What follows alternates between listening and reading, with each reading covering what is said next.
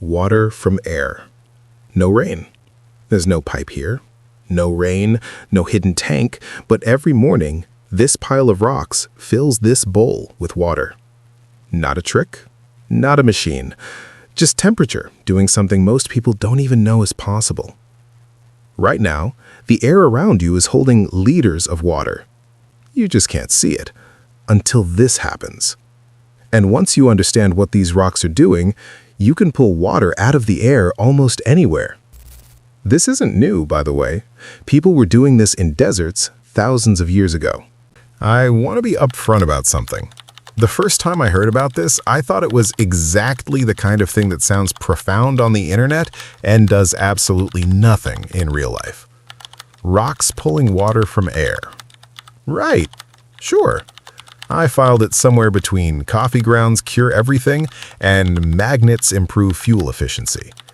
But then I actually measured it. That's the part that changed things for me.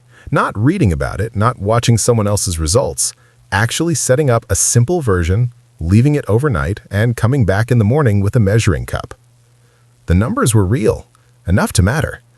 Before I show you exactly how to build this, I need to show you what's actually happening.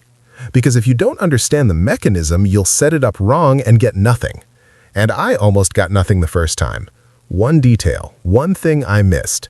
I'll tell you what it was, but not yet. The air around you right now, wherever you are, is holding water, not as liquid, as vapor.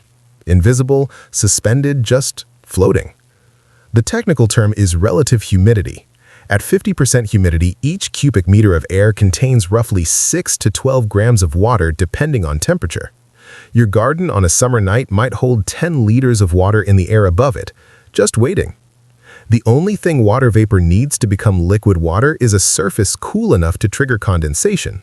That temperature point is called the dew point.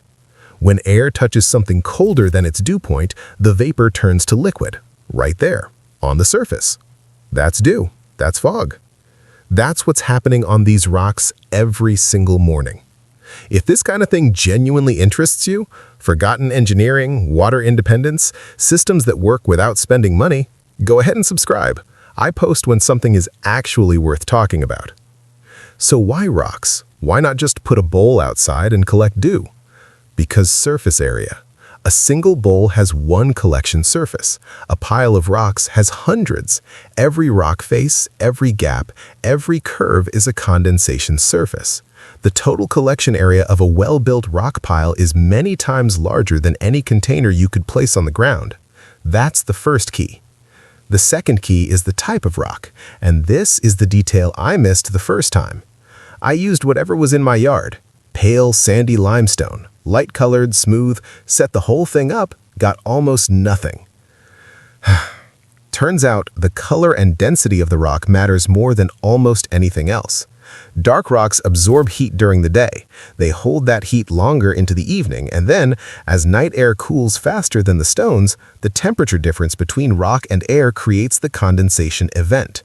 Light-colored rocks don't hold enough heat. They equilibrate too quickly. The temperature gap closes before meaningful condensation happens. Dark and dense. That's what you want. The best rocks for this are dark basalt, dark granite, or any dense dark riverstone. If you've got a riverbed nearby, free. If you're buying from a landscape supplier, you're looking at maybe $15 to $20 for enough stone to build a functional setup. That's the $20 budget. One time, no ongoing cost, no water bill, no electricity. Now, let me tell you about the Nabateans, because this is the part that made me realize this isn't some internet experiment, it's thousands of years of proven engineering.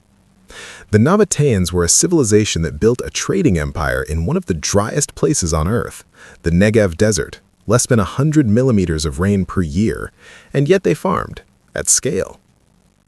Archaeologists excavating Nabatean farm sites found something strange. Stone piles, deliberately arranged. Not walls, not foundations, just piles of dark stone placed at regular intervals across the farm terraces. For decades, researchers assumed they were field clearance, just rocks moved out of the way. Then, someone measured the soil moisture underneath them. The soil directly under those stone piles was measurably wetter than the surrounding desert, in a region with almost no rain. The stones weren't field clearance, They were infrastructure, a passive water harvesting system that had been running continuously for 2,000 years before anyone in the modern world understood what they were looking at. That hit different. And they weren't the only ones. In the highlands of Peru, Incan agricultural sites show similar unexplained stone arrangements in dry zones. In parts of North Africa, ancient farming communities used stone mulching techniques that researchers have now confirmed were capturing atmospheric moisture. Multiple civilizations, multiple continents, same physics, same conclusion.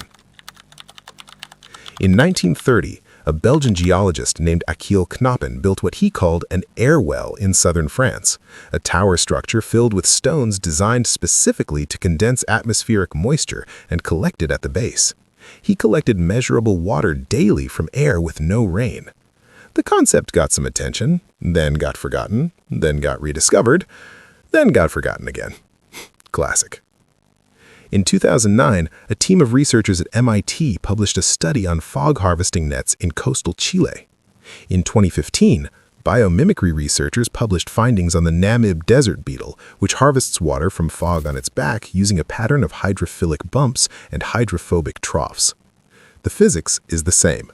Surface area, temperature differential, collection point. 2,000-year-old engineering confirmed by modern material science. Have you ever noticed morning dew collecting somewhere unusual in your garden? On stones, on metal, on specific plants? Drop it in the comments. There's a pattern to where it shows up, and it's more useful than most people realize. So, let's talk about what actually happens in your garden when you build this. I set mine up in a bed that was struggling. Hot, dry corner, south-facing, the kind of spot where things just quietly give up in August. I spent one afternoon sourcing dark river stones. Found them at a local landscaping place for about $18 for a decent bag, and built the pile before sunset.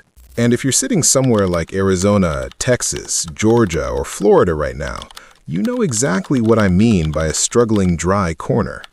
These are places where summer doesn't ask permission, where the soil cracks by mid-morning, and whatever you planted in April is fighting for its life by July. California, Nevada, the Carolinas, same story, different zip code. This system was literally built for conditions like yours. The heat that's killing your plants during the day is the same heat charging these stones for the night shift.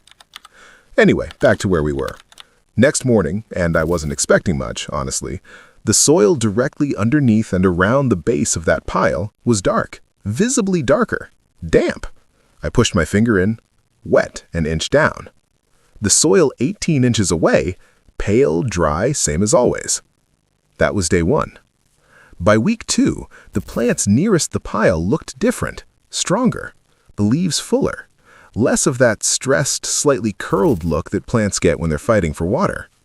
I hadn't changed the watering schedule, same everything, except a pile of dark rocks. Now, I want to manage expectations here, because the internet loves to overstate things. This isn't going to fill a swimming pool. In moderate humidity conditions, say 40 to 60%, a well-built setup of roughly 1 square meter of stone surface can produce anywhere from half a liter to 2 liters of water per night. In higher humidity, more. In very dry desert air, less but still something. For a vegetable bed, a container garden, a struggling patch in a dry corner, that's meaningful. That's not supplemental. That's genuinely useful daily water delivered passively, silently, for free. Every morning the temperature differential allows it, which in most climates is most of the year. All right, here's exactly how to build this. And the details matter. I'm going to go through each one because getting any of them wrong reduces the output significantly. First, location. You want the pile somewhere that gets full sun during the day and is exposed to open sky at night. The daytime sun charges the stones. The open sky allows maximum radiative cooling at night. Avoid placing it under trees or roof overhangs. Tree canopy blocks radiative cooling. The stones don't get cold enough. Overhang blocks the night sky. Both reduce your temperature differential. Both reduce your water output. Open and exposed. That's what you want for the collection service. The stones themselves aim for fist-sized to head-sized. Too small and they don't hold enough heat through the night. Too large and the surface area per unit of mass drops. Fist to head-sized, dark-colored, dense. Stack them loosely, not packed tight. The gaps between stones matter. Air needs to circulate through the pile for the condensation to happen on interior surfaces too. Build the pile over a shallow depression in the soil, or better, over a buried collection channel. You can use a simple terracotta pipe, a length of perforated drainage tube, or even just a trench lined with a folded tarp that channels to one exit point. The water that condenses runs down the stones, hits the soil or collection surface, and either soaks directly into the root zone or channels to where you want it. If you want to maximize collection, add a condensation wick. This is just a piece of untreated cotton rope or jute twine threaded through the pile from top to bottom and hanging slightly below the base. As water runs down the stones, it follows the wick to the lowest point and drips, concentrates it. Simple, free, makes a measurable difference. The pile height matters too. Taller is generally better up to a point. A pile that's 30 to 40 centimeters tall gives enough mass to hold heat through the night. Beyond about 60 centimeters, the marginal gain per additional stone drops off.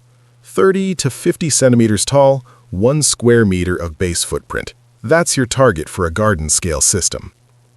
One thing I want to flag as a mistake, and I see this in almost every version of this people try online. They build the pile and then cover it with mulch or soil thinking it'll hold the moisture better. Don't. The stones need to be exposed to the night air. That's the entire system. Cover the stones and you've insulated them. The temperature differential collapses. Nothing condenses. You've built a very expensive decorative rock garden.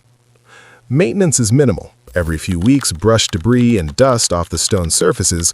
Dust acts as an insulating layer and reduces condensation efficiency. That's genuinely it. No moving parts, no power, no consumables. The stones don't wear out, the physics doesn't change. A system built correctly this season will still be working in 20 years. One more detail, and this one surprised me. The system works better in seasons you'd expect it to struggle. Autumn and spring, when night temperatures drop sharply but days are still warm, the temperature differential is actually larger than in peak summer. Summer nights in many climates stay warm enough that the differential narrows. Spring and autumn mornings can produce more water than July nights. Plan your setup around that. Back to where we started. A pile of rocks, a bowl of water. No rain, no pipe, no power. Just temperature doing something it's been doing since the first stones cooled under the first night sky. The Nabateans figured this out 2,000 years ago in one of the driest places on Earth. They built empires on it, and then modern agriculture decided water comes from a tap, and we forgot the whole thing. $20 of dark stone, one afternoon. A setup that runs every night without you touching it. If you try this, drop a comment. Tell me your climate, tell me what stones you used, tell me what you collected. I'm genuinely building a picture of where this works best.